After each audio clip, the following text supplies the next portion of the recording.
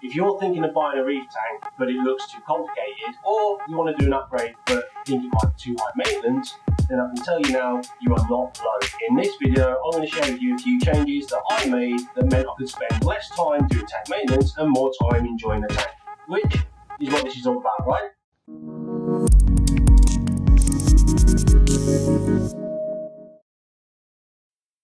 I'm Mark and this is Curious Reefer TV, where I'm on a quest to level up my reefing skills and document my journey along the way. Now you may have noticed my distinct English accent. That's right, I'm a British reef keeper. Today I'm going to share with you the benefits of Red Sea Reefer from my experience of owning my Red Sea Reefer 350 for the last 3 years. If you're interested in getting a marine tank or you're interested in the Red Sea Reefer range, then this video might be of use to you. Overall, I'm super happy with my Red Sea Reefer. However, I have made some changes and I thought I'd share them with you today in case, like me, you've got lots of time during the lockdown to have some tinkering with your tank. So let's dive right in. I've kept marine fish and corals for about 10 years, with just a 1 year gap in between where I moved house and I completely sold up. But it didn't take long. After about a year, I bought another tank, which is the current tank I've got now, and I got straight back into the hobby again. I've been keeping marine fish and some corals successfully for quite a while now, but I've never managed to keep SPS growing for the long term. I've had some good growth from them, but something always seems to catch me out, and so far that level of achievement in reefing has eluded me. But now I've got the new system and things have gone really well. I've grown some corals fantastically to the point where the tank was actually really overgrown, and it arguably could be overgrown now, but I kind of like it that way. But I want to change direction a little bit and step it up a bit. I've had some spare time during the lockdown, and it's allowed me to make some changes to the tank, which hopefully can, with the same amount of maintenance that I've put into it for the last 3 years, will allow me to keep some of the more delicate marine fish and corals in the hobby. I've also got some help off my daughter, who's 8 years old, and for the last 3 years she's been helping with feeding, testing, and just general bits and pieces of tank maintenance around the tank, which is really quite useful. What are you doing, darling? I'm just feeding the fish. What are you feeding them? Oyster eggs. Oyster eggs, alright, awesome.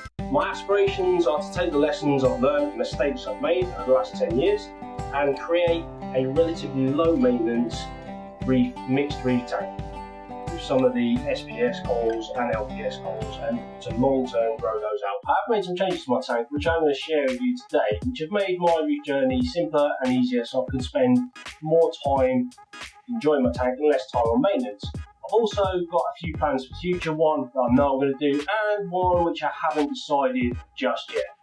My journey with this tank started about 3 years ago. It's not difficult to remember how excited I was about setting this tank up. It was a significant step up in terms of quality of equipment and just the overall finish compared to what I had in the past. So I drove up to collect the tank and I was so excited I actually had it set up the very next day. Now when I think back, in honesty, I know I wanted a bigger tank, but I had made that mistake before. I knew I wouldn't be able to afford a larger reef tank and equip it with all the right equipment in the way that I wanted to do it. So I decided to downgrade in size but upgrade in the quality of equipment and the equipment I'd selected. So my theory is much better to execute a smaller tank well than to have a bigger tank executed poorly.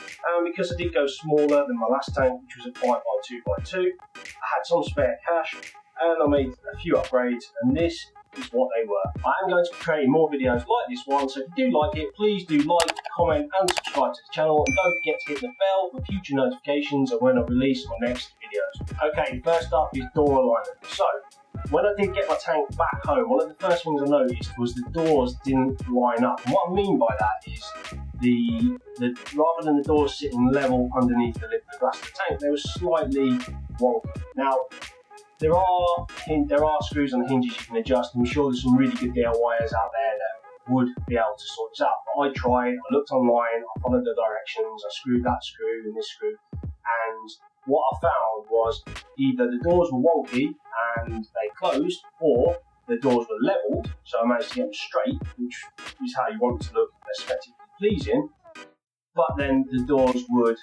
slightly open. and they'd be stuck like that. So what you'd have is this beautiful reef tank set up, looking really good, but then the doors would be slightly ajar.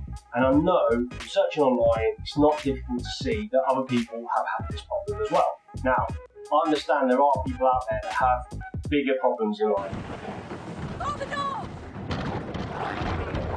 But it was very frustrating to have this beautifully finished reef tank where the doors didn't quite close correctly.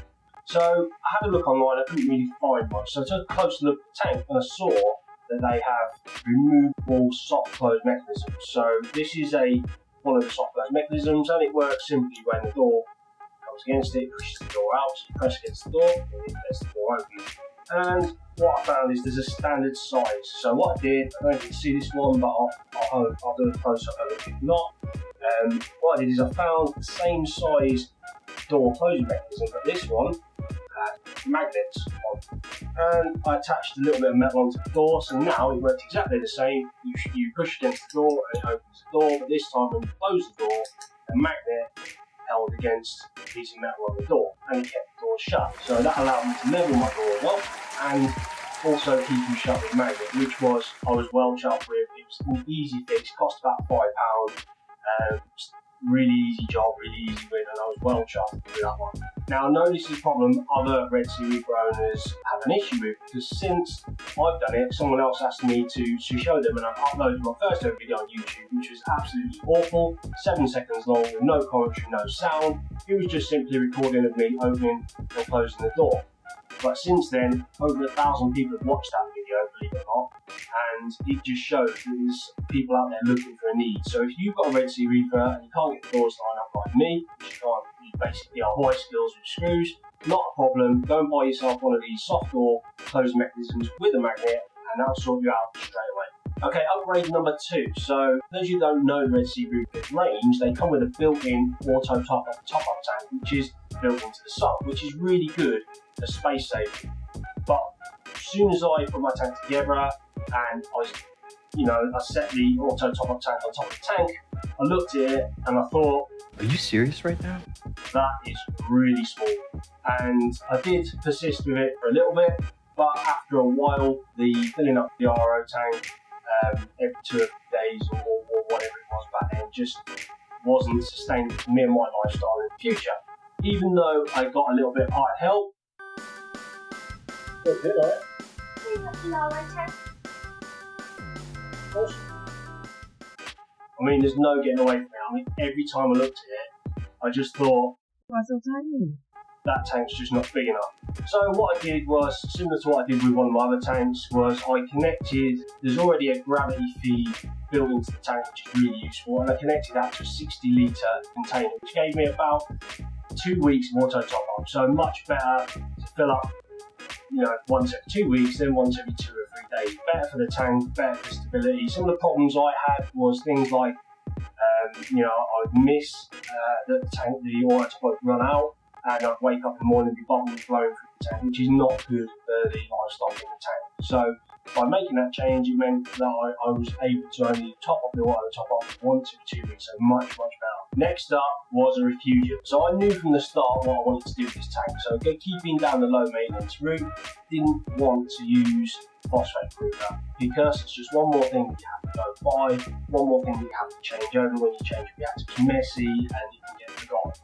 I wanted a refugium because it's great for algae control in terms of pulling the nutrients out of the water and exporting. It's just really easy to reach in, grab a handful of Cheeto and chuck it in the bin, and that's your nutrient control taken care of. Here's a photo of a small section of my refugium, and in it you can see this is about a 2-inch by 2-inch square, and you can see just how many pots are in there. Now it's not like that on the glass all the time, but you can see how they can get, and there's a lot of life in these tanks. And they also live in the Cheeto, and they live in other sections of the refugium as well. So it's really easy, free food, really easy to control phosphates. All you have to do is put your hand in, grab a little bit of Cheeto, chuck it in the bin, and that's your export taken care of phosphates and nitrates. What you did, alright? Oh, right, awesome. Now here's a few photos of some people that have chosen to convert their auto top-up into refugiums, which is a good idea and I did look into, but I chose not to do it. The main reasons I chose not to do it was, number one, is that the light spill you get to that section of the sump. So I've got equipment in that sump like the skimmer, and I don't want to be scrubbing off coralline algae that grows because you get light spill in the refugium tank. And the second one is that the tank is a little bit on the small side for a refugium. Now when I first started the tank, I'm not using it now, but when I first started the tank I was using the Triton method, which is designed to work with a refugium, and they recommend, I think it's between like 12 and 15% or something, or 12 and 16% volume of your tank volume as a refugium.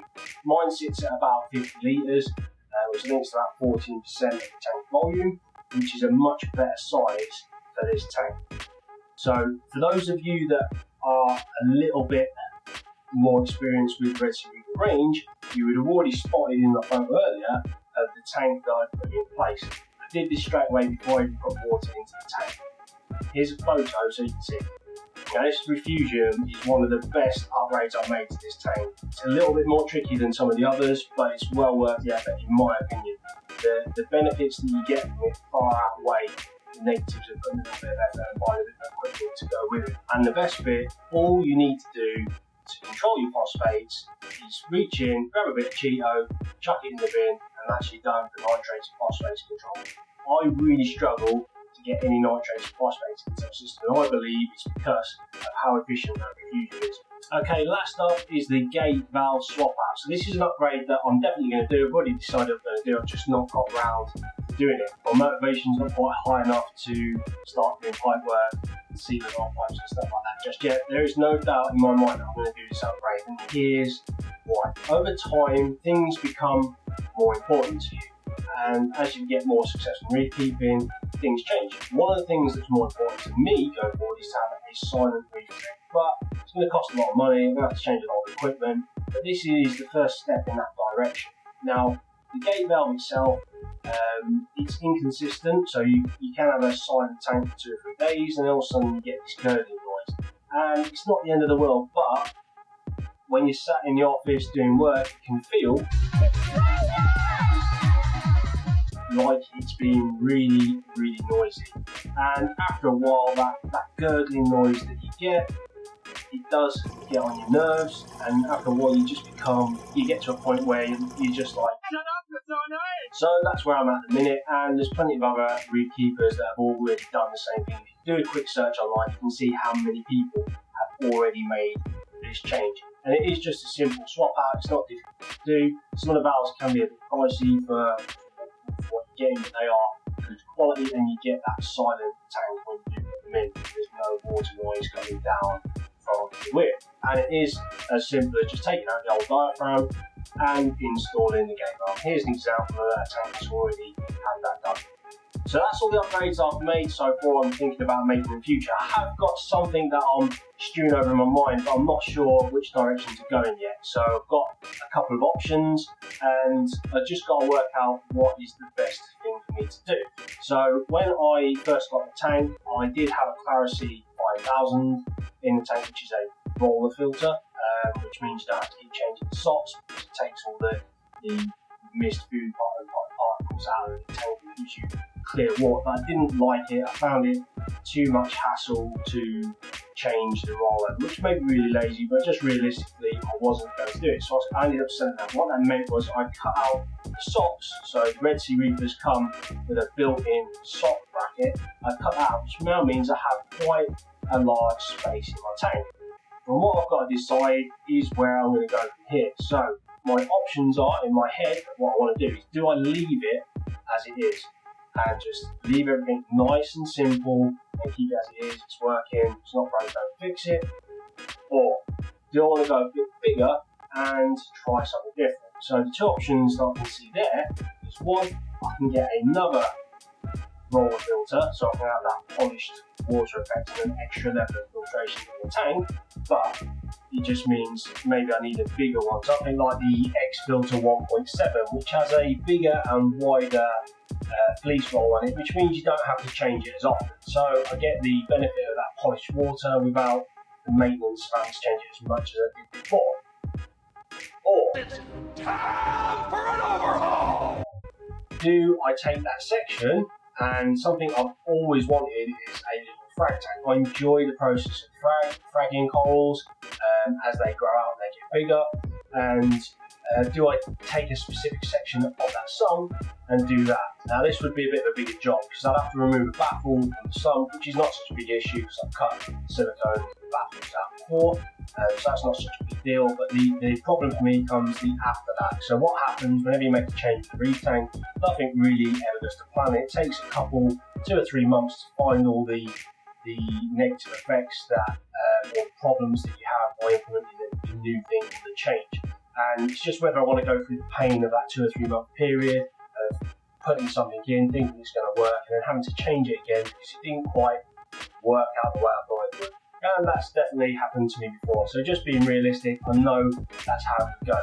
So there's my options. Do I go leave it as it is, nice and simple, or try it up a fleece filter, or maybe do I go a bit more extravagant and go for the Frag tank? If you've ever put a Frag tank in your sump before, I'd love to hear about some of the pros and cons. One of the things I've noticed is people that do put Frag tanks in the sumps don't ever seem to have them for very long. They seem to expand quite quickly into a Frag tank, which lets me believe it's not always cracked up to be. So if you have done that, please drop me a comment below. I'll have a read through them. It's really helpful for me when making my decision in the future. If you want some more details about my tank, I have got a tank build thread on Ultimate Reef. If you don't know it, Ultimate Reef is a reefing forum in the UK.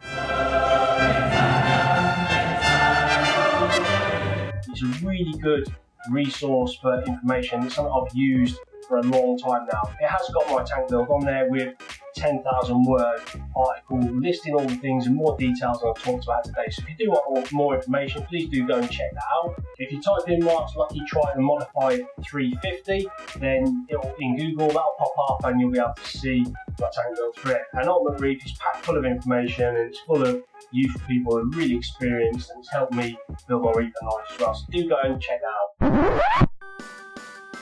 Hey guys, Aria here. Just wanted to remind you to like, comment or subscribe on my dad's new channel.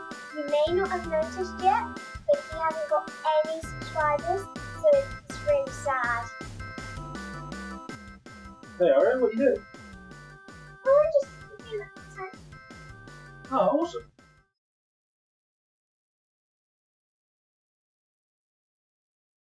And don't forget to hit the bell for future notifications. Okay, that's it for today. I'm Mark Russell, signing off. Keep reefing and stay curious. If you like the video, I'll see you in the next one.